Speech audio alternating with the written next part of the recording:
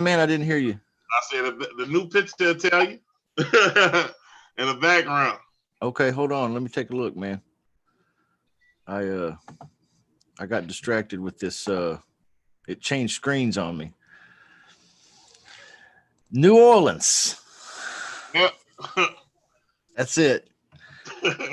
That's cool, man. Well, welcome. Glad you're here, dude. Good to see you.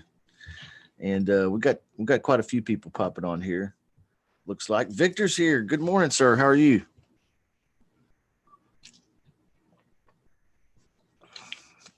I've been practicing reading lips, Victor, but I'm still not very good at it, man.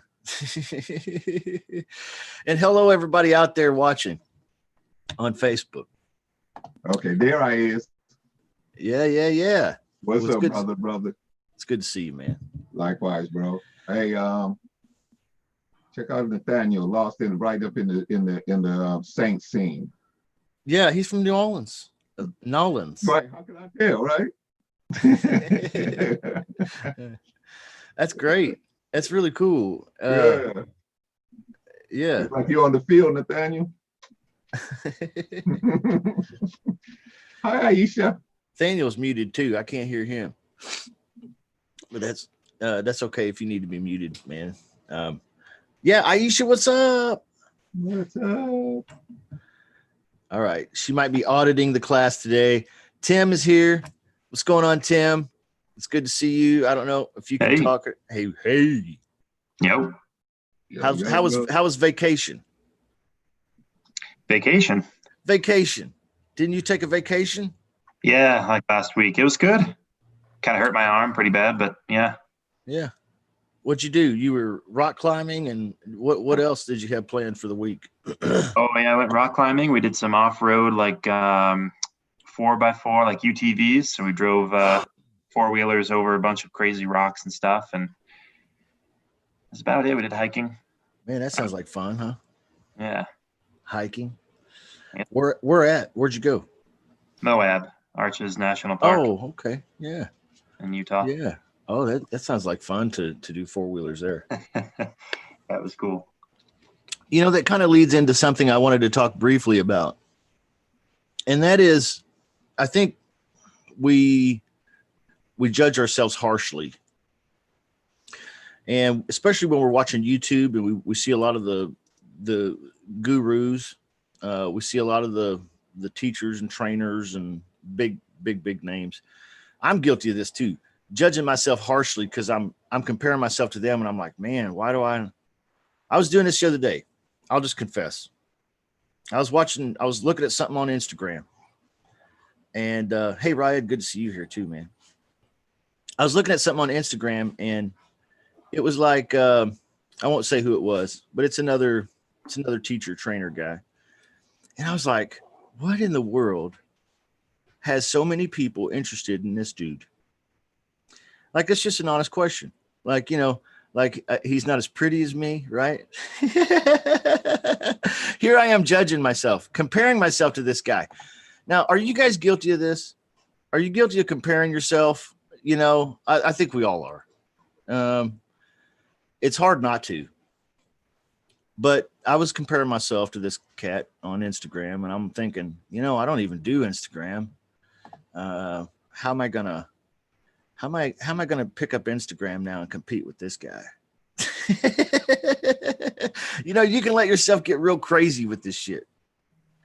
It's not a positive flow. It's a negative flow. When you feel the direction of the momentum of these thoughts, it's not a positive direction. It's a negative direction. And so comparing myself with this guy, and then I got to looking at his, videos a little more, and I realized that he's got a big office and he's got like staff around him, and he's in there doing his thing, and they're in there dancing and celebrating. And I said to myself, I was like, man, do I need to get the big office and the staff and have little parties every time we get a deal? And then I thought to myself, I don't even want that. Right? I don't want that. I am what's called a lifestyle entrepreneur. And I think most of us probably are. I'm a lifestyle entrepreneur, which means I have no desire to be one of the elites. Okay. I have no desire to be a famous individual or an individual that has so much wealth and so many companies that he owns that he can do anything he wants and ride any jet he wants, anytime, any place. I don't really want to be that guy. Now, maybe you do, and that's okay. I'm a lifestyle entrepreneur. I'm the guy that's happy if I'm making $500,000 a year. Okay, I'm happy. Am I one of the elites? No. Do I have the ability to do pretty much anything I want, anytime I want? Yes. I've created a lifestyle. See? Okay, so I just wanted to pitch that out there real quick, just briefly, just to kind of tee up today, because I want to talk a little bit about lead gen today too, and I want to do Q&A. But guys, it's so dangerous when you start to compare yourself with me, with other people in the club or other people you see on Instagram, especially, or Facebook or YouTube. You design the life that you want. If you don't have the desire to be having dinner with Tom Cruise, okay, if you just want to be able to do what you want, when you want, create the life you want, that's a lifestyle entrepreneur. That's what we're about here. That's what I'm about, at least. Okay, so I want you to be able to get that shut up money and create the life. See, tell all those things in your life you don't want. You want to turn them off. Tell them to shut up. That's the whole shut up money concept. So, allow yourself the ability to just relax and be you. Nobody does it quite like you. Okay. Nobody can do it as good as you. Only you can do you, but do you in an entrepreneur way, right? And create that lifestyle that you want. And I don't know what that looks like. And be honest with you, it'll look totally different than mine. And I say, here's a perfect example. Tim went on vacation last week, went rock climbing. I would never do that. Okay. I would never do that. That is not my lifestyle. Okay. I have a much slower lifestyle. I like it chill like that. All right. So I'm not going to be rock climbing, but whatever it is that you and your sweetie or your spouse or whoever it is, you create the lifestyle. Do you know what it is? Okay. Write it down. I write it down on my Trello board, guys. I have a list on my Trello board. And I review, and it has just ideas and goals and thoughts and questions. Like how can I be on a big podcast? That's one of my questions. How can I get featured on a big podcast? All right. That's kind of a weird one. You might not have that on yours, but it's one of those on mine. Sure. I don't know anything else about it. I couldn't tell you the first thing, but I have it written down because it's something I kind of want to do someday. Okay. So, I have these goals written down. This is my lifestyle I'm trying to create. Okay. That's the first thing, is to write them down, guys. So start writing this shit down. If you're not writing them down, you're messing up. You're really shorting yourself, because I wake up every morning. The first thing I do is hit that list and I review it and I change it, and I delete things and I add things. Okay. Enough about that. All right. What's going on, y'all? Wake up. I'm sorry. I was on my soapbox. Get out of that soapbox. Get this soapbox out of here. Get out of here. Who put that in here? Who put that? Now that's actually good though, man, because a lot of times you wake up and you're out of focus, and if you go to that list, it kind of gets you back on track and at least has you moving in the basic direction of your ultimate vision for it, because you lose that vision and now you're just busy. Yeah. Yeah. I have also felt guilty too, Victor, when I've looked at the list and I've thought,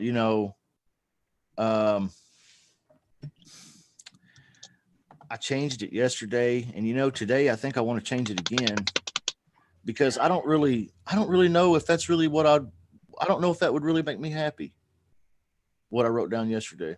And I change it a lot. And I used to feel so guilty about that because I'm like, see, I can't even decide what I want. That's why I'm a loser. That's why I'm not going anywhere, because I can't even figure out where I want to go, you know? Ooh, And you bringing it right now. but the reality is that you change, your situation changes. You're going through the process of refining down to what you want. You know, that's reality. So, you know, don't feel bad about changing that stuff up. You need to. You might change it several times a day. Sometimes I do. And, you know, that's because I'm envisioning myself in it. And I'm thinking, is this really what would make me happy? Do I really want to buy that car?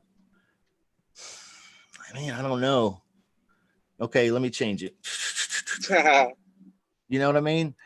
And, you know, some things you might want to stick to, being a good husband, good father, blah, blah, you know, but there's other things on there that you don't know yet. You're refining down. Yeah. So there's a, it's a mental shift to do this practice. And it's something you're going to have to really make yourself do at first. And there's going to be a lot of emotional feelings that come along with it if you're doing it right. When you're writing these things down, you're going to either feel like kind of bad in your gut, or you're going to feel kind of good in your gut. And when you're feeling good in your gut, go with it. If you're feeling bad in your gut, ask yourself why. There's something about this goal that ain't real to you. You know what I mean? Like maybe it's something that you know that you can't accomplish.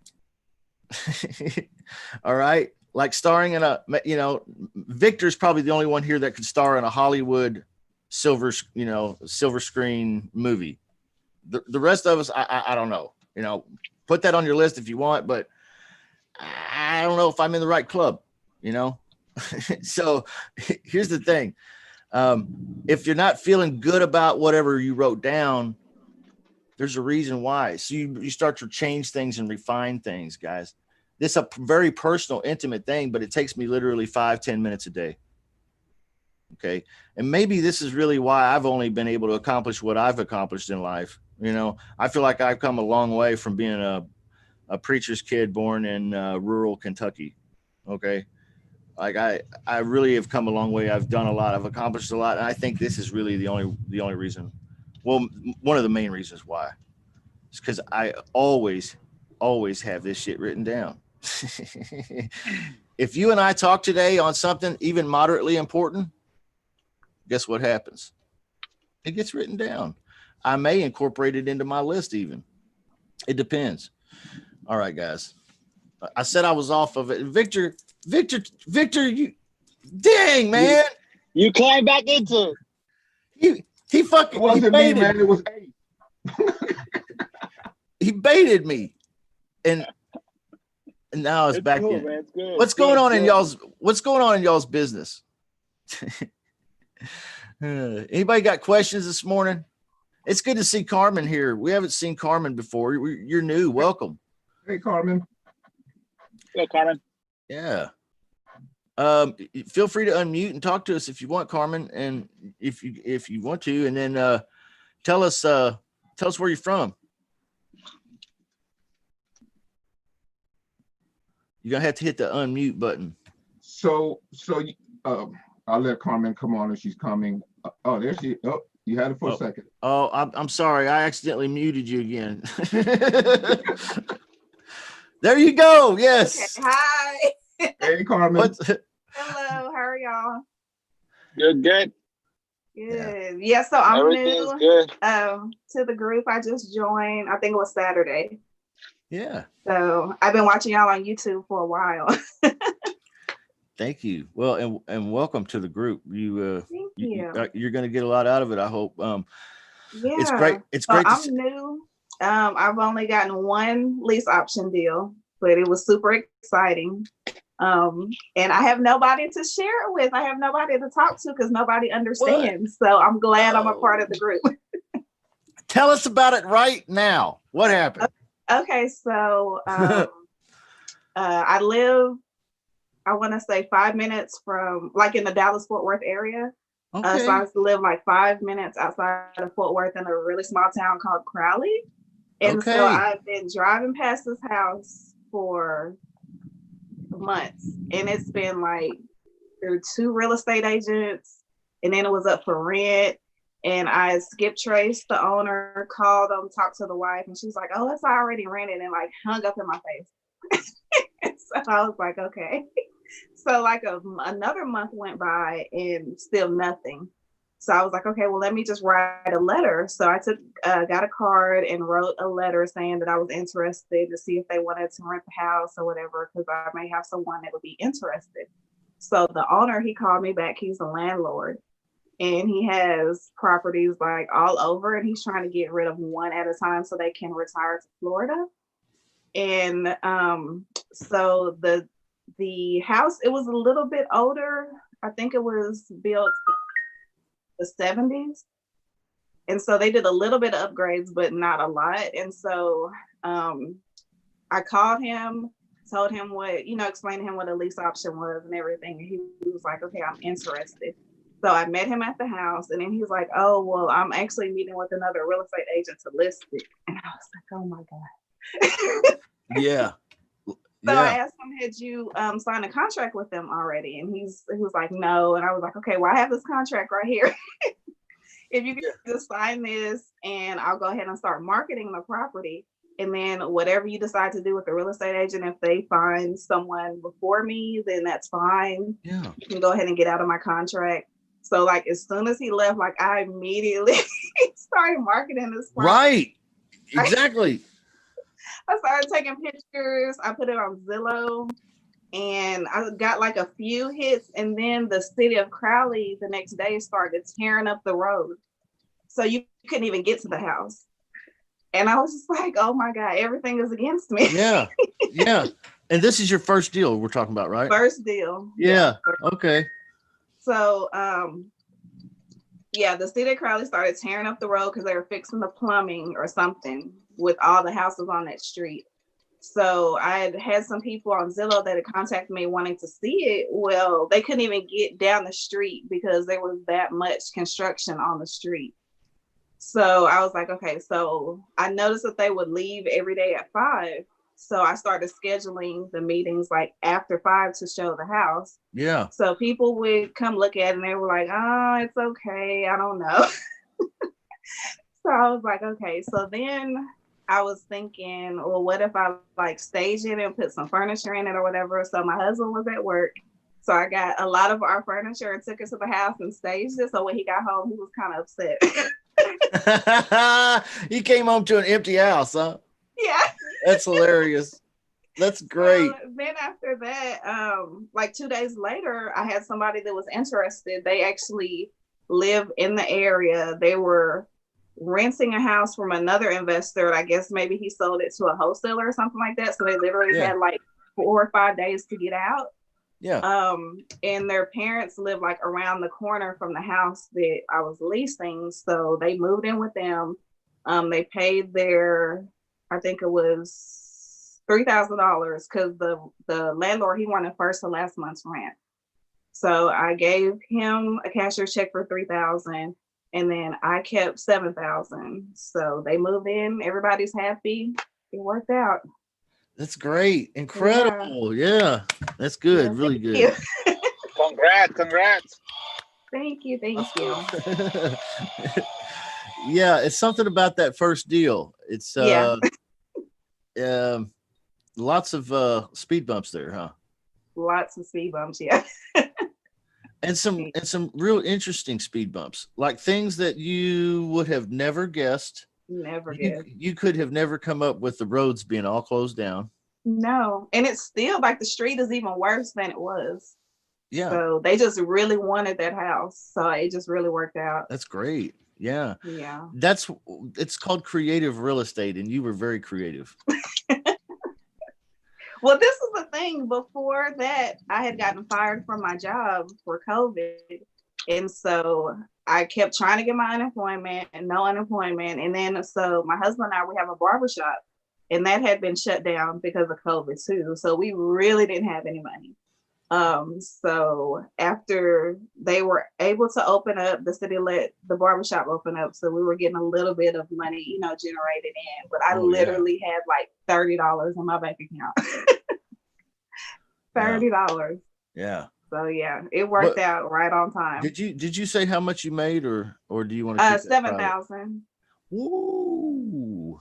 Yeah. See, that's a nice little deal there. Yeah. Ooh, Yeah. I wouldn't even say it's a little I'm deal. not mad about it. That's strong. That's a strong deal. Yeah.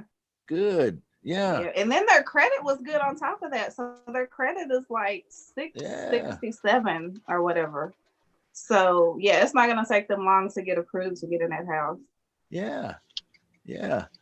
And yeah, a great story. And so you signed this over to them, or are you staying in the middle? Mhm.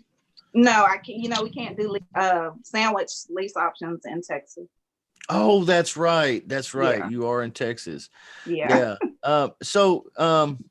Excellent. So there's a great example for you guys too of somebody who did a lease option in Texas. Yeah. Assignments, Right. yeah. Right.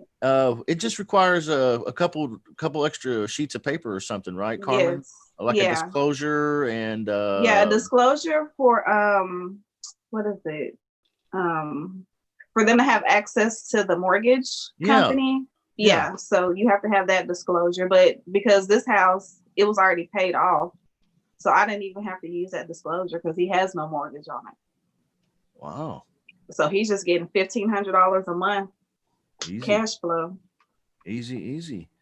Yeah. Sort of easy. Yeah. A little bit. Simple maybe, but not easy. Right. Yeah.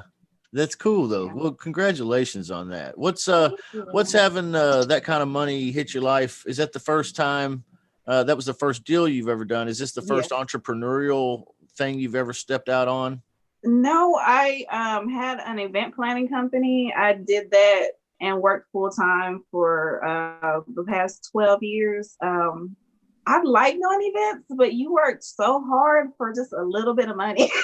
And I was just over it. And growing up, my grandfather invested in real estate. And when you get older, you start to think about your childhood and things that your parents, tried to teach you. And then you're just like, I was one of those kids. I was really blessed. Like I never really wanted for anything. Like they always had it, but they invested in real estate. So they were very financially stable, not rich, but just really stable. And my grandfather would always tell me, whenever you get old, you need to invest in real estate, but never gave me like step by step what I need to do. Yeah. So lifestyle entrepreneurs, like we were talking about, they were entrepreneurs to afford their lifestyle that they wanted. Yes, definitely. So like I just started when I was looking to transition out of doing events. I just came up, like I've always been interested in real estate, but never really got, deep into it. And of course, like everybody, you go to YouTube, everybody comes up when you start looking under real estate. So I'm trying to think, of course, Max Maxwell always the first one that comes up whenever you look at like wholesaling and stuff like that. But I was looking at, I think it was Joe McCall or something like that. And then it kind of went over to your page. That's how I found out about you. And I tried to do a few wholesale deals and they never really fell through. Either somebody would outbid me or the people would just get flaky. You could never hear from them. So that's where I started trying the lease option. But then it's like everybody was saying that you couldn't do it in Texas. So, what city are you in, Carmen? Close to Fort Worth, Dallas. Okay, that's a good area. We got a couple more people from Texas here in the room with us today. Arturo's one, Aisha's another. Let me see if there's some. But you hear that across the board. People think that you can't do it in Texas, which is great because that's less people. It's so true. That's the way I see it too. By the way, guys, in the VIP club, if you need the paperwork for Texas to do a lease option there, we have it and we'll let you have it. So I'm not trying to say go get up in Carmen's backyard. Okay. But Texas Hey, is pretty Texas is big. a big state. It's pretty big. Yeah. Yeah. But if you ever do run across a situation where you need the paperwork, we have it here in the club. So that's an incredible story. So was this the biggest check you'd earned up to this Yeah. point in your life? Yeah. Okay. So it was the shut up money. Yeah, Basically. definitely. How has that changed you? Um, Or has it? Or It maybe- has. It has, because like now my biggest fear is not making this successful and having to go get a job. Mm, And I don't want to do that mm, because Yes. I've never enjoyed working in corporate America. It's too many politics and yeah. too many just people thinking that they know what they're doing when they don't. Yeah. Yeah. I just don't enjoy it. 100% agree. Yeah. Yeah. You know, shut up money has that side effect. It's like a it's like a medicine, and it has Yeah. only one side effect that's negative, and that is that as much as you hate your job now Mhm. and you think you couldn't hate it anymore, just wait until you get that shut up money. Yeah. Then you really hate it. I mean, Yeah. you hate it, right? Yeah. At least that's my story too. Right. And then there's this thing that I'm just like, okay, that took me about 2 weeks to complete that whole deal from start to finish. And then like, you think how long would have that have taken me in paychecks to make that amount of money too. Oh God. So yeah. Yeah. A while. Yeah. Yeah. Yeah. I mean, if you're at a normal job, like, you know, Mhm. not something that's like a real nice career or something. Yeah. I never could secure the career. I don't, I don't Yeah. know. I kept getting fired and stuff. And It's not for everybody. no. And then that's another thing. So, and then you're like, entrepreneurship is not for everybody either, because like Ooh. I have friends, they have jobs, and I like try to talk to them about entrepreneur stuff, and we don't see eye to eye. Yes, So I totally agree. And I was saying earlier that this was a creative real estate deal, and you had to be pretty darn creative to get it done. yeah. Yeah. I've seen a lot of uncreative some bitches in in the game. You know what I mean? Like I'm just like, golly, just relax and think there's a way around this. Like, how do you gotta think, how can I get around this? How can I get through it? How can I get over it? Here's how I ask myself, and maybe I'm just crazy, but I ask myself mentally, how can I just take a step to the side and maybe just go around this problem? You know, Yeah. like the roads are closed down. Okay. I didn't see that coming. I can't do much with that, right? If I called City Hall and said, "Hey, yo, what's going on?" It's not going to make They any would have difference. hung up on me. Right. They don't care. They So don't. how can I just take a step to the side here, a side step, a lateral Mhm. in football? Yeah. Let's see, where's my football guy at, man? Nathaniel. Football, the lateral. Like when the Saints pass a lateral. Sometimes you got to do a lateral maneuver. Yeah. Every now and then you got to do a flea flicker play. Yeah. But when you're broke, you get real creative. Yeah.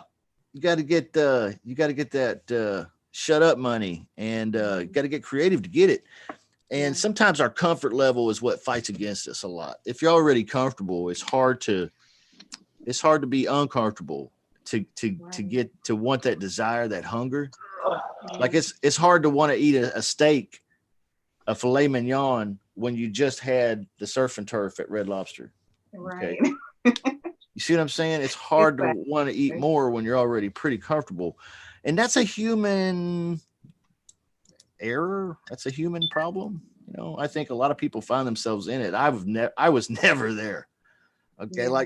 Like it doesn't sound like you know, in your childhood, maybe you were comfortable, but in your early adult life, Mhm. you've seen some struggles. Oh yeah, for sure. Yeah. Definitely. Yeah. And if you had somehow been one of those lucky people who landed a career job making 80, 90 grand a year, yeah, you might not be here with us today. Yeah. Welcome to the club. Yeah. Well, that's an incredible story, Carmen. Thank you. Congratulations on that. And thank you for sharing that with us. Thank It you. was super Yeah. good. It was inspiring. Very inspiring. Anybody else have questions or comments or anything for Carmen on that story? We can dissect that a little bit. Is that okay, Carmen? Sure. Anybody want to dissect that story a little bit and ask some questions?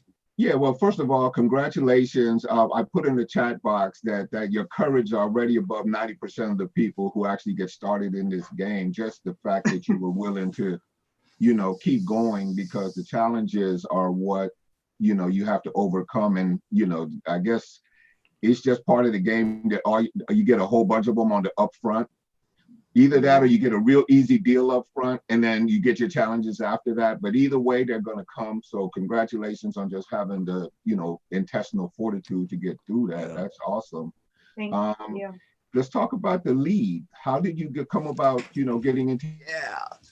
I guess it would be considered driving for dollars, because I would always pass by this house. Like I said, when I was working, and I was, and I was driving to work, I'd always be listening to real estate podcasts, YouTube videos.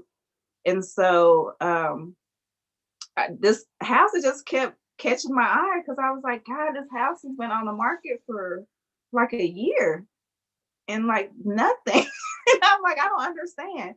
So I would go on Zillow and look at the pictures. I'm like, there's nothing wrong with it. So actually, it was 3 attempts that I tried to reach out. So I reached out to the real estate agent. She would never call me back. Then that's when I skip traced the owner and talked to the wife, and she said that it was rented and hung up on me. And then the last way, I wrote him a letter, telling him I would be interested in, renting it out. And then he called me back, and we were able to set up an appointment. Oh, you truly are an entrepreneur. Yeah, most people would have gave up by this point. Yeah. Well, I mean, I was passing by it almost every day. So I'm just Okay. like, what is going on with this house? So you had that Yeah. I was led to it feeling? Yeah, definitely. And We he get said that he had gone sometimes. through 3 real estate agents and nobody could sell it. Nice. Well, So, thanks for sharing. That was inspirational for sure. yeah. Yeah, absolutely. I had a question that popped up too in my head. Do you have a list of things that you have written down, or you write down, or you track, of goals or ideas or questions of your future, or I any don't of that know. stuff? Now that you Okay. say that, I definitely am going to work on that today. Yeah. Okay. I was just curious, because you got a lot of the real ingredients. Mhm. You know what I mean? And Yeah. in order to get to the shut up money, what the shut up money proves, well, it proves a lot of things to you on a personal level, but what it really proves to me is that you have the raw ingredients to bake a cake. And you know what order now to add the ingredients. You're right. So you can bake a cake anytime you want, Carmen, Okay. So your future is really, really, really wide open, but you got to plan it first, right? Yes, Because if you don't plan it, somebody else will plan it for you. that's true. And I hate that shit. It's terrible. I've never had them plan it for me, and it was like what I wanted, Yeah. Yeah. All That's right. usually how that happens. It's like 100%. It seemed like, yeah. Mhm. What's going on, everybody? Anybody else got a comment or question on this? Anybody got a comment or question on anything else? I have a question for Bob Vieira. I don't know what day he come in. Tomorrow, Thursday. Yeah, I don't know if you can answer it for him. I'll try. Can you short sale the house that need a little bit of repair? Like maybe 15, 20 grand? If is it over leveraged? I think this guy owes 135 and the house worth about 147, but he needs about, he said 12, 15. I say 25 if he said 15. So, Okay. In order for a property to qualify for a short sale, they have to owe more to the banker man than the property is worth. Okay.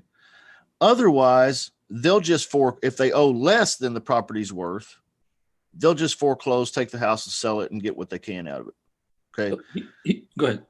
If they owe more than the property's worth, then you short sale it, which means they take a big haircut, drop what you owe down to a level where you can sell the house, and then they get to keep a lot of the money or all the money. So in order for it, in short, again, in order for it to qualify for a short sale for Bob Vieira, it needs to be underwater. They need to owe more than it's worth. Okay. So how to deal with this one? He owes, but he's like 13 above what he owes, but his house needs repair more than what the difference is. You know what I mean? Oh yeah. If you come in and buy it, or even take it over and put the money to repair it, you're already over. Yeah, great scenario here, Raed. Thanks for bringing this up. Have you guys, anybody else ever run into a deal like this where the house is worth, let's say, what did you say it was worth? 100 and what? It's ARV from PropStream. My research is 147. He owes 135 to the bank, but he needs, I say 20 to 25 in repairs. Okay. Yeah. What about this? What about this deal? He owes almost what it's worth, and it needs a bunch of money put into it for repairs. Is it livable? He said yes, but part of the roof. Oh, fuck it then. No. If he says yes, but part of the roof, okay, done. It's not livable. Okay. But this guy is paying mortgage every month. It's been vacant for 6 months. Okay. Yeah. He is up the creek.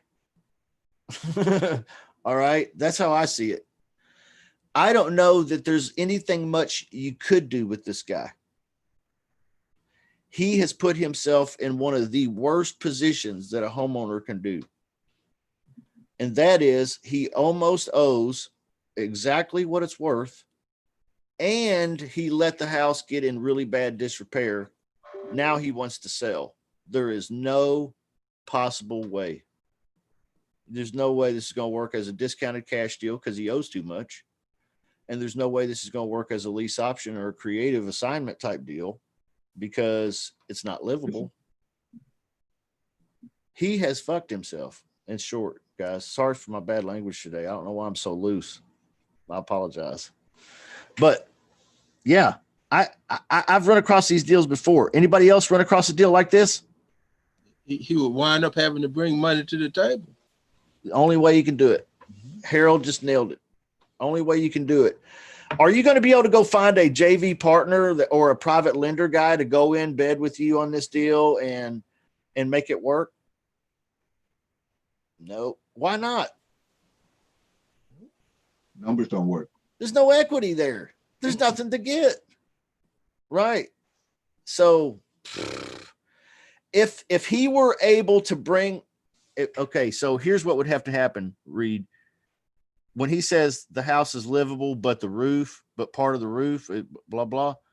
If he would fix that part of the roof and he would make the house livable, then you could do a lease option deal with him. Until then, he's really just up the creek. Nobody can do anything for him.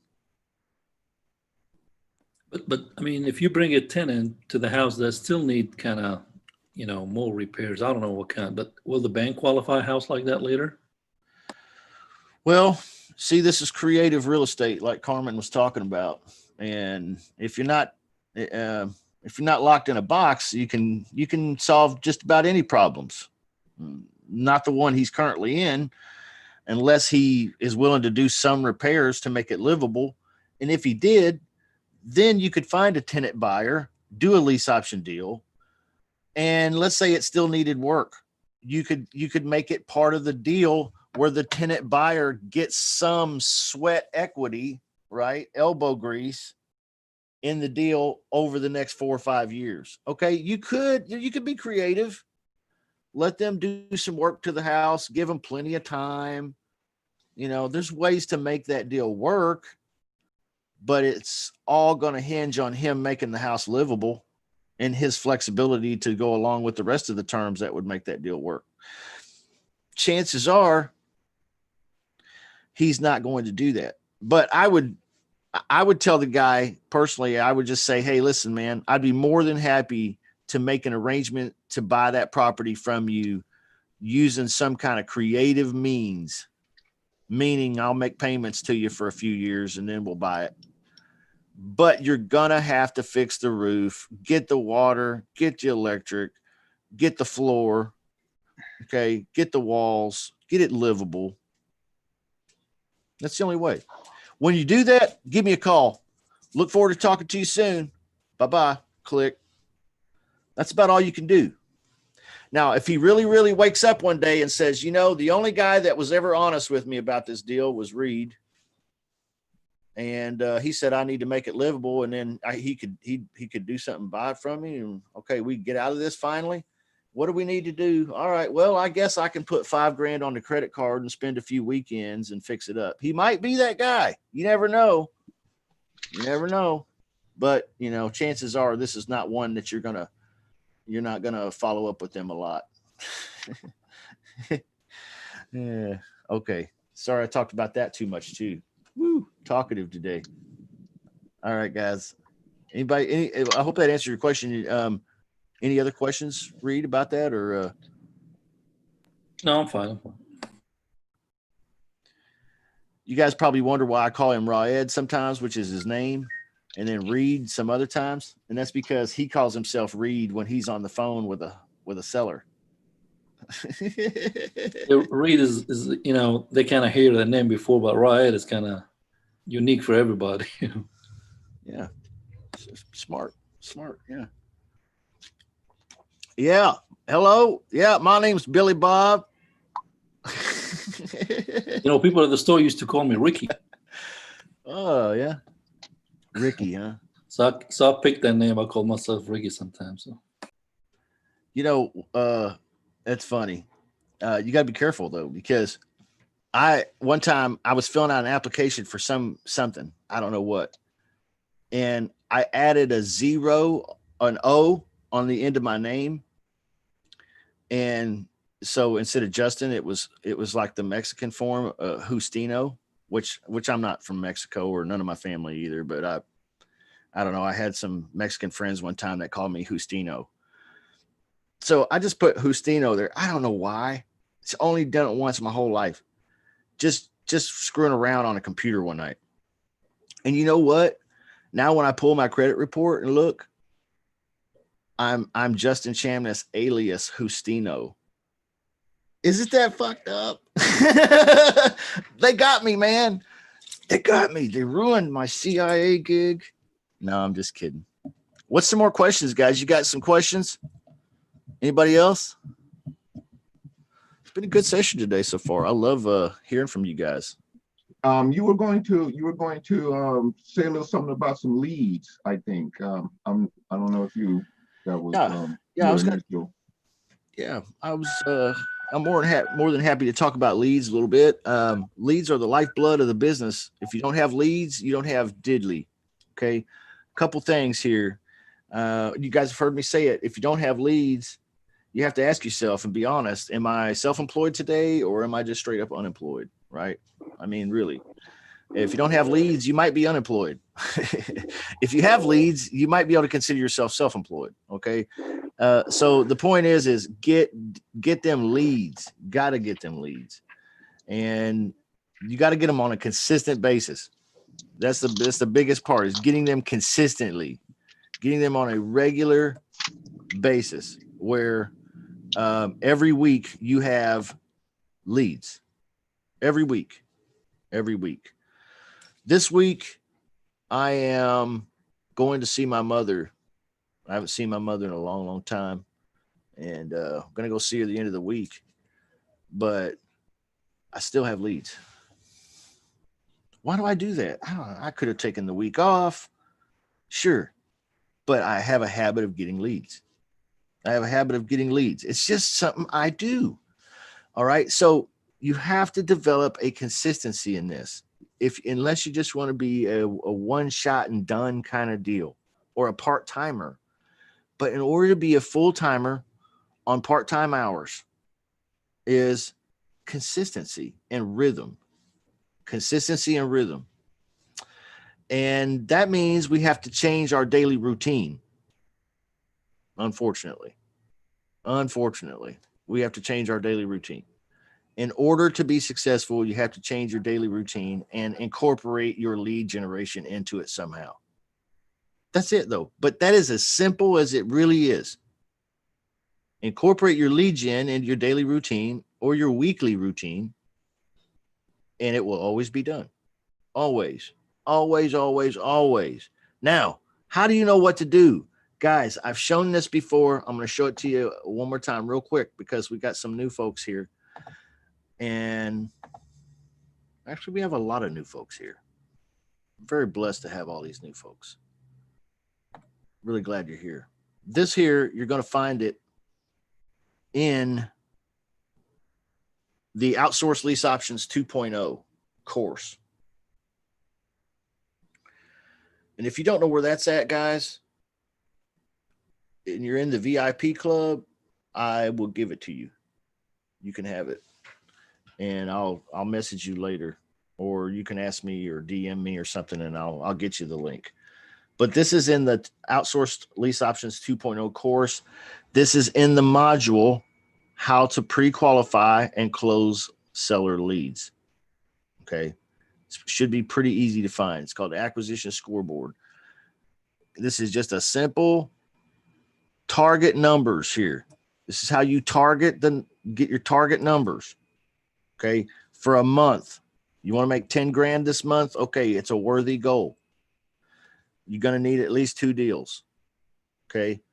Average number of leads per deal, 30. Right. Average number of leads per month, 60. Number of leads per week, 15. That means I got to have 15 yeses and maybes in a week. So how are you going to accomplish this? How are you going to do this? That's the question you got to answer for yourself. How am I going to do this? And until you know the answer, you're still building, right? You're still building. You don't have a machine until you can answer these questions. How am I going to get $10,000 out of 2 deals? Carmen just made 7 on 1 deal. So you might make more than $5K a deal, but let's just say $5K a deal. That's 2 deals. That's 30 leads per deal. That's 60 leads per month. That's 15 leads a week if you divided that by 4.5 or whatever, or 4. Number of leads a day, if you want to break it down to a day, is 3 a day. Now, I know this looks different. It used to say 5, and it could say 5 again if I went in here and I edited this. Okay. And I changed it somehow. I changed it. Let's see, number of deals. I don't remember where I changed it at, but I changed it and it switched the numbers around. You can change it and switch the numbers around too. Play with it a little bit. I wouldn't delete any formulas. Okay. Which that seems like that's a formula. Huh.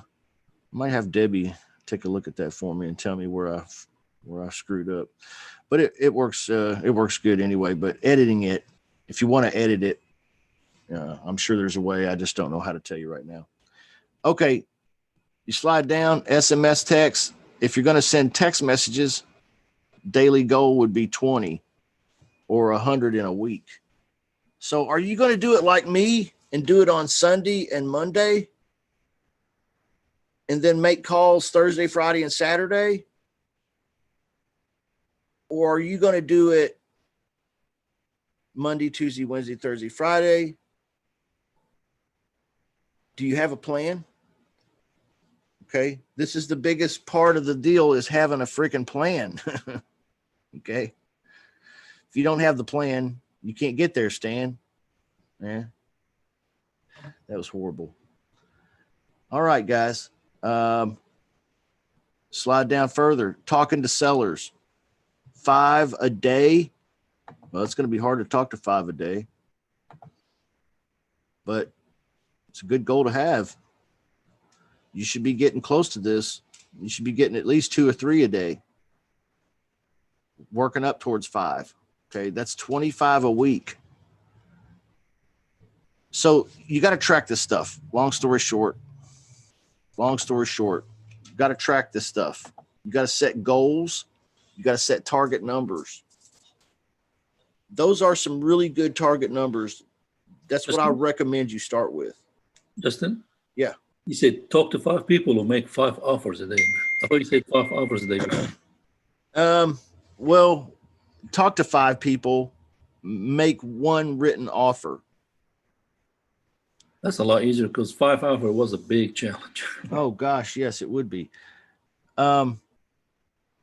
I don't think that you need to be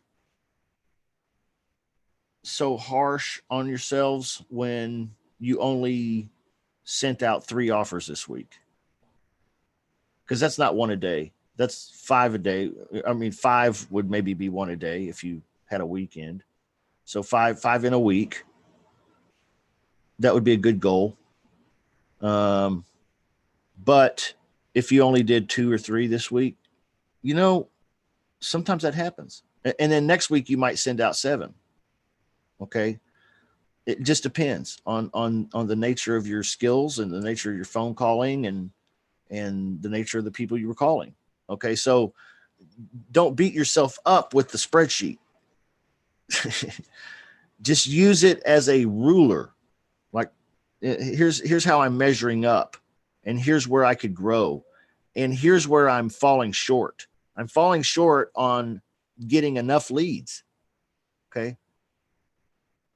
That's the problem. I'm not getting my deals because I'm not getting enough leads. And that spreadsheet will show you that. Okay. If you're supposed to get 60 in a month, okay, and you only got 35 this month, that's why you didn't get 2 deals. Right? Just taking 1 30-day stint of your life in your business career here and using this spreadsheet it'll highlight to you where you're deficient. You might not be deficient in getting leads. And a lot of folks complain that they are in this scenario that I'm about to paint for you here, where they get the leads, they get the 60 leads in a month. They get the 60 yeses and maybes, but they're still not closing the deals. What does that indicate? That indicates either they're not following up or they're just not closing very good on the phone. They need to work on the phone skills. That's about it. So the spreadsheet's important in that way, but don't beat yourself up with it either, guys. So, but if you're talking to 5, if you had 5 conversations today, then that's great. Hopefully you sent out an offer, Riad. Now, let me be more clear here, because there are some people that are using virtual assistants to do pre-qualification calls to some of their leads. Okay, not a bad idea. Okay, that means that your virtual assistant is going to be talking to the 5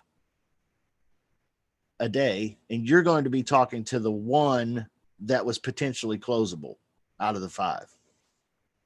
Okay, so read the spreadsheet that way. If you have a VA, okay. And you're kind of working in that direction, Riad, of having a VA do some of this for you. But if you're not hitting target numbers, guys, you're not going to get the deals. And I'm toying around with the idea of making Tuesday lead gen day, where we just talk about lead generation a lot. And we're kind of running out of time today, but we might next week jump into automated REI, and I'll show you I'll just show you how I pick a market, and maybe I'll go in and I'll do a scrape, and I'll set things up for you. And then on Thursday that week, maybe I'll show you how the text blast is going out, and I'll just actually pull back the curtain and say, hey, this is what's up with this. Do likewise. Do exactly what I just did there, except in your own towns, and pick them just like I just picked these.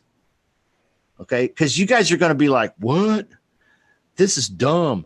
Like, this is like the easiest thing he's ever, like, is he really trying to tell us this is how easy it is? Yeah. Like, for real. and a lot of you guys, when I'm on one-on-one calls and stuff with some of you, you complain about the lead gen part of your business. And I can tell you almost 100% of the time, it is overthinking. Okay, overthinking, because it's not hard. Yeah, tomorrow, guys, this week, tomorrow, Wednesday, we have role play day. Role play day with Victor. Victor's going to lead role play with us. Victor's awesome at this, guys. Got really good positive feedback last week when Victor did role play. A lot of people really said it was, what was the word? What was the word? Magnificent. Excellent. Magnificent. What? It was good. Blushing. It was good. I didn't catch the first hour, but I did catch the second hour, and man, I sat there and watched the whole thing. I was like, wow, this is so good. So good. And yeah, be a part of it tomorrow. It's an opportunity for you to get in there. Why are we doing it? That's probably a good question. I had somebody ask me last week, and I kind of didn't answer. But the reality is we're doing it because we have 6 sessions of Q&A a week in the VIP club. You don't have to be at all of them, but I do. Okay. So that's a lot. And there's other people in the club that are just as talented in their own ways as me or anybody else you'll meet. And there's no sense in us not learning from each other. And I've been working with you guys for a while now, and I know that you learn when you hear from me, but there's some things that I say, and when I say them, your brain produces this chemical that blocks out the sound of my voice. But when somebody else in the club says it, oh, I get it now. You see what I'm saying? So there's lots of good things that are coming out of that. But Victor is super, super talented. Very honored to have him do that. I'm toying around with canceling Thursday this week because I'm going to, like I said, I'm going to go see my mother. And then I'll be back here with you on Friday. And we'll probably do some more role play on Friday too. Can I ask you something really quick, Jesse? Yeah, Harold. I was looking at a property on Zillow that's with an agent. It's been on there about 285 days, and they've changed the price twice on it. And I was wanting to know, who do you contact, the owner or the agent? Because it seems like it'd be a good lease option deal. Yeah. Great eye there, Harold. When you see a property on the MLS that has changed price in the downward going south, like it's not going up in price, it's going down in price. And when you see it happen two or three times, what is that an indication of, Harold? Why did you pick that one? They're motivated to sell. Absolutely, dude. They're trying to find the magic number because they want to get out of there. Mm-hmm. And so great eye on that. And keep your eye out for those type of things when you're in PropStream. If you don't know how to find that in PropStream, take a look at it. It's not too hard. It's right there in all the property information. Once you pull a property up, scroll all the way down to the bottom. MLS data, click that, and then scroll all the way down to the bottom. But great eye there. Here's the answer to your question, Harold. Two different ways to do this. One, you could contact the realtor and say, hey, is this something your client would be interested in? And they may say, yes, I've already talked to them about this. They have thought about renting it. They really, really need to move. I've adjusted the price twice. We've had a couple people look, but nobody really, made an offer. They would definitely be interested. I have heard that response. Mhm. Okay. I have also heard the realtor say, no, not at all. Nuh-uh. Cash only or conventional loan or FHA or something. Bye. Click. Mhm. I've had them treat me that way. Right. I've also had them say, I don't know. I'll ask them. They might. Is this the number I can get back to you with? I've had them do that. Okay.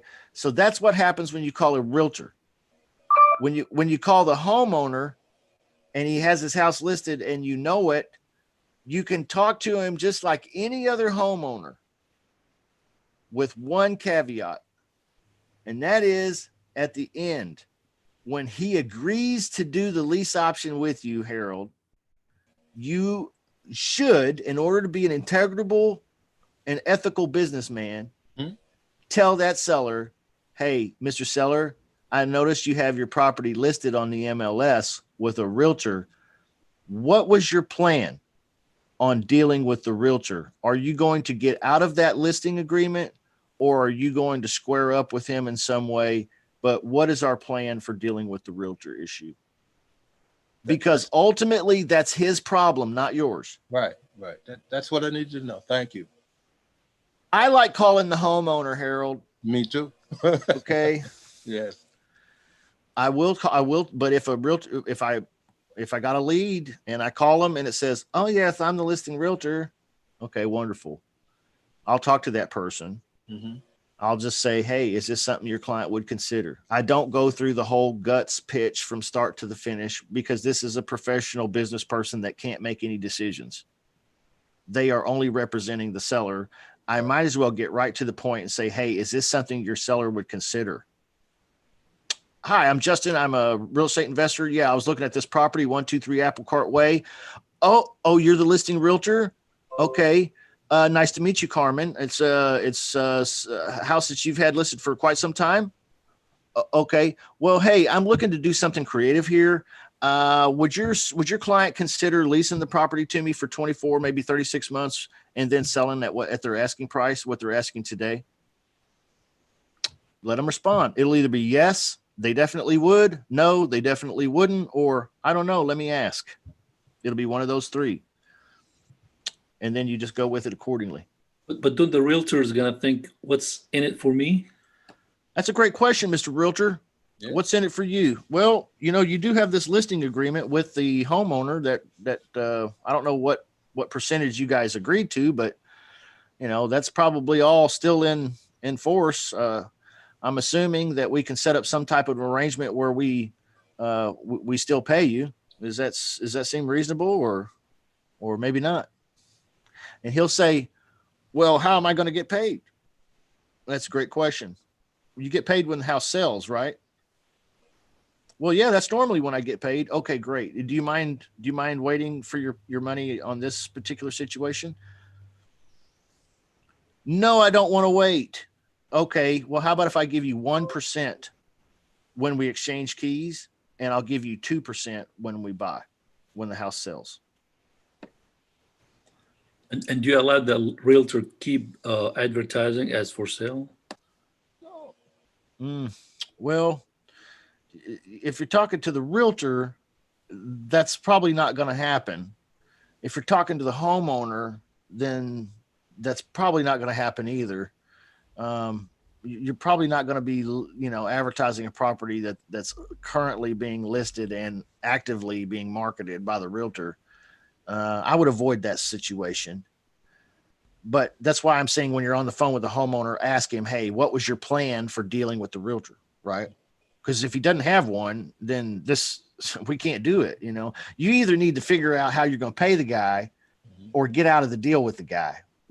When I say the guy, I'm talking about the realtor. The homeowner needs to either figure out how he's going to pay him or get out of the agreement. And if he's not willing to do one of those things, then I don't have a deal. somebody else already got a contract on that house. See, a realtor beat me to it, and then the guy won't work with me. Does that make sense, guys? Or am I confusing you? That makes Okay. sense. Yeah. Okay, good. So don't be scared. And I know it's scary when you're calling leads and you pick up the phone and somebody says, "Oh yeah, I'm a realtor and that's one of my listings." I always get scared a little bit myself even. Don't do it though. Don't do it. When they say, "I'm a broker." Oh yeah. And they never say, "I'm a broker." They'll say, "Yeah, actually I'm a real estate broker." They all sound alike too. I don't know if they go to school for this shit or what. Actually, yes, I'm a real estate broker. Like a little bit snooty almost. and it makes me want to feel like initially like I'm somehow like less than them, but that's shit's just not true. Okay. Two different birds here. All right. So don't be intimidated by their licensing. Justin. Yes. Yeah, I can say, and I think maybe Victor is also an agent, but I'm an agent myself, and I can tell you that you got to realize a lot of these people don't understand anything about what we're talking about in this class either. The licensing process and the traditional agent is not at all the same as creative finance or even wholesaling. I mean, I have agent friends that make upwards of 200, 300,000 a year in the agent business, and they don't know what wholesaling, even ugly house wholesaling, even is. Oh yeah, for sure. Good point. Good point. Yeah. So don't be intimidated by them. And I've had them tell me, just like Carmen was saying earlier, I've even called attorneys in Texas. I've called the real estate commission in Texas. I've called housing and urban development people and stuff like that in Texas. And all of them told me, well, you need to talk to a real estate attorney. It's very hard. And in fact, you really can't do it here. I was like, bullshit, you can't.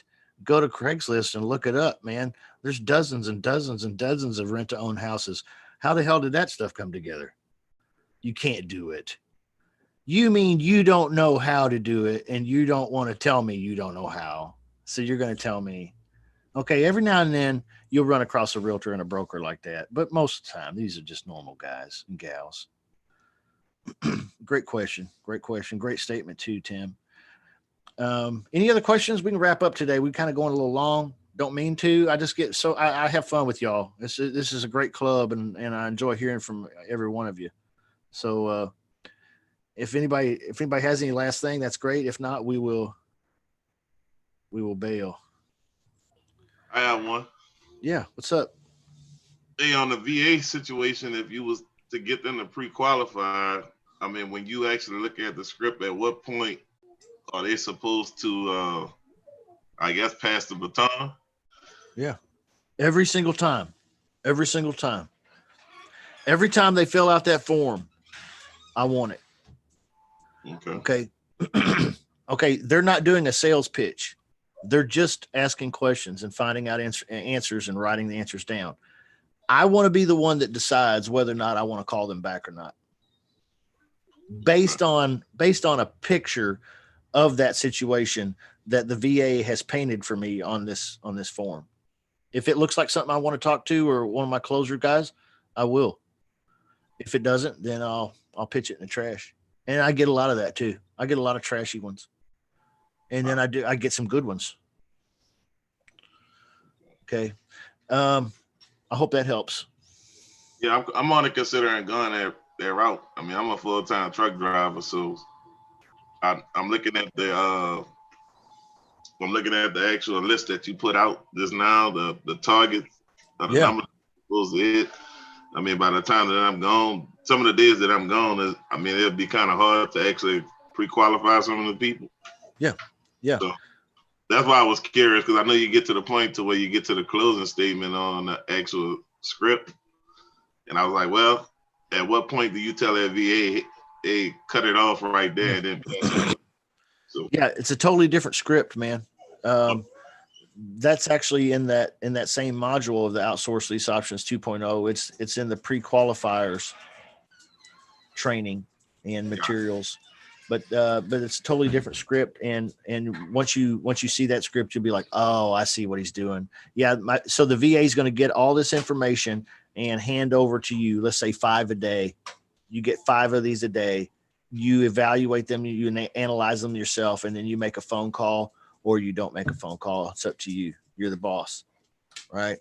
Okay. So that's how that works. So if you have time with a VA to do it, if you have time to look at 5 of these sheets a day and decide whether or not you want to call them and call the ones that you do, spend 3 to 5 minutes on the phone figuring out if you really want to continue talking to them.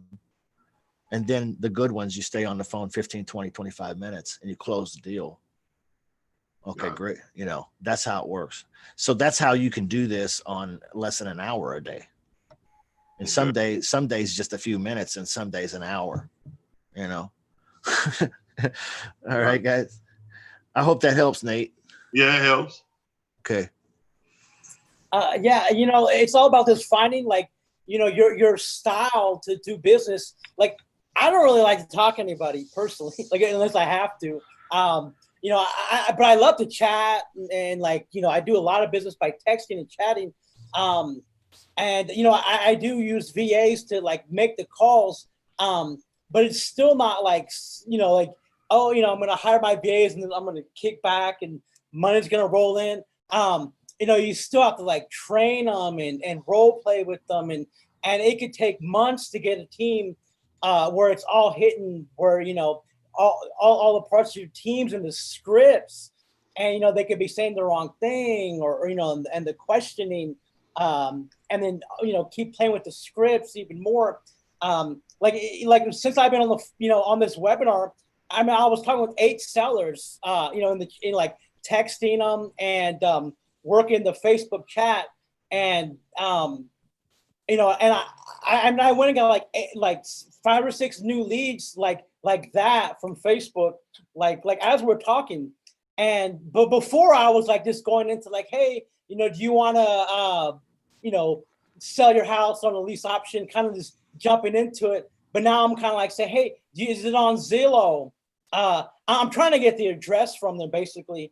And I mean, it's a system where you can quickly just go through and like talk to sellers. But the only, you just have to make sure you're avoiding the realtors unless you want to talk to the realtors. And the way you find out, like, you know, you just open the person's profile, and if they got 10 houses listed on the marketplace, probably a realtor. So, you know, you can skip it unless you want to, you know, work the realtors. But you can quickly just go in there. So I've been doing both. You know, I've been running the texting. I had so many leads. It's like unbelievable. And so like today I sent out personally 50 texts personally, like to old leads, trying to reactivate them, have so many conversations going. And then if they want to talk on the phone, then I'll talk on the phone with them. But, you know, it's just finding your style. Because if you're going to do the whole VA route, you're going to have to put money in every week, which is fine. You know, if you can, you know, like 100 a week or 200 a week. But, you know, you have to like put that money out there as an investment and then hope to get a return on it.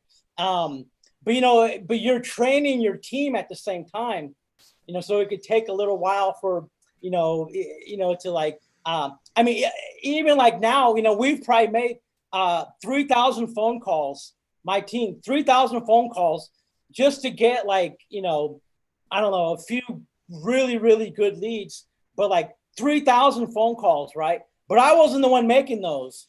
And then we sent out like probably 10,000 texts. We were blowing out the REI, 10,000 texts. But then like from there, you know, I had to have one VA just scrape that data, like pull all the yeses and maybes out of the REI and put it in Excel. And it's a chore because, you know, you got to like match the address is not necessarily matched up with the phone number. So you got to like manually, you know, match the phone number and then put it in Excel for your VAs to call. So I had one VA just doing that for 2 hours a day, you know, just taking the, you know, loading up the automated REI, you know, scraping the new list, and then like all the results come back, you know, after about 8 hours, then taking all the yeses and maybes, put it in an Excel for one VA to call. So I had one girl, Vanessa, calling for 4 hours a day. All of this, she's making 80 calls a day and it's like $4 an hour for that. And the other guy that does the Excel is like $4 an hour. And so that's like 6 hours a day, just calling all those maybes and yeses. But I wasn't the one doing it though. It was like, so that's 6 hours of work that I had, it was costing me, 4 times, I don't know, like $30 a day, just for that, just to get the leads qualified, for me to call or another VA to call and try to like close them even further. And then still, I have to, try to jump in and close the deal. And, but, so we did all this activity and the whole time we're changing the techniques and tweaking it. Even the contracts now I'm removing the non-exclusive. I'm trying to go for exclusive only. Even then they can still back out. But like playing with those contracts and now what I'm doing, I'm giving them a really nice, like above their asking price, a little bit above their asking and a premium rental income. And I'm getting a lot more responses to that, as far as like the lease option. And so, but it took me a while to develop like my style and system. You could just text people, in the REI, like, and then like work them like 5 or 6 questions in the REI, and then you decide you want to talk to them. If you don't have any VA, you don't need any VAs, you don't need any of that stuff. You just have to be able to qualify them in the text. That's what I like to do. I would just like, well, why can't I just work my leads in the text? Why do I need all these VAs and stuff? I can just ask them a series of questions in the text and then qualify them and then pitch them. Hey, because, you have their address. All I've been doing is like making the quick offers based on Zillow. I go and look at, what they're saying on the the price, and then whatever the rental income would be, the rental, and I'm just like adding a little bit to that and then pitching them. And it's coming back. People are saying, it's now they want to talk to me. I understand. Before I was lowballing people. Lowballing on the price and lowballing on the rent. And like tons of offers, tons. Probably gave out like 50 offers. At least 50. And one yes on that. It's a good idea to do that. I'm all about it. Adding I don't know where Rocky went. Sorry, man. Oh, I'm here. Adding a little bit you can go a little bit beyond full market value and make these deals a little sweeter. You're giving up part of your down payment, your profits, your option fee. But you can do that. You can also offer down payment right off the bat, and that will get you more people to talk to. You're giving away part of your paycheck, but you can do it reasonably. Okay. You can do all those things and still make a heck of a profit. All right. So be creative. He's being creative. Also, he reminds me of Mario Kart. You guys ever play Mario Kart? You get to pick who you want to be. My favorite one is Peach, because Peach is so light and fast, takes off real quick. But and that's like you doing it by yourself, or maybe you and one VA, and fast to take off and easy to change and steer. But if you pick a heavy guy like Wario, he's real heavy, hard to turn, hard to get him going. And that's like starting out with all the VAs, right? Starting out real heavy. So don't feel like you have to start out heavy like that. That's what Rocky was saying. I started out kind of heavy and I realized I don't need some of that. So keep it simple, guys. Simple wins. I had the one seller, I had them locked in and then they're like, oh, I'm going to take a cash offer. And then I just threw the towel in. I'm like, okay, it's a dead deal. But then I came back and said, what if I can offer you, $6,000 more? And my buyer's like really qualified, they'll probably cash you out, within the year. And then they started talking to me again. They're like, okay, let me get back with you ASAP. Yeah. So I brought a dead deal back. Yeah. But that's not coming out of my fee though. I'm just gonna go back to the buyer and be like, hey, you know, I went to bat for you. I can get it to go, you know, and Yeah. I'll add the 6. I'll be like, it's gonna be 235 now instead of 229, and you know, is Yeah. that gonna work? So I'm not taking a haircut on my commission I necessarily. understand. Yeah. You could though. Yeah. Yeah. That's smart. Yeah. Yeah. Good. See more creative stuff here. I love it when you guys are creative because that's really where we all need to improve in a lot of ways. Okay, guys, y'all have a great, blessed day. Sorry we went so long today. We're 20 minutes over. Sorry, but you guys had a lot of great stuff to add. Love you all, each and every one of you. Thanks for being here. Tomorrow, role play, same time, role play. Bring your sauce, okay? Good, bad, ugly, indifferent, don't matter. We're here to practice and make mistakes, okay? So embarrassment is the key. It's how you get in the gate. All right. You got to be willing to get embarrassed a little bit because you know we all mess up. I mess up too. And then tomorrow night, Wednesday night, we're kicking off Mastering the Phone to Get Deals 2.0. Okay, so we're going to dive into it hard and deep, just real hardcore. All right. I love you guys. Have a good one. Bye Thanks, bye. buddy. Bye.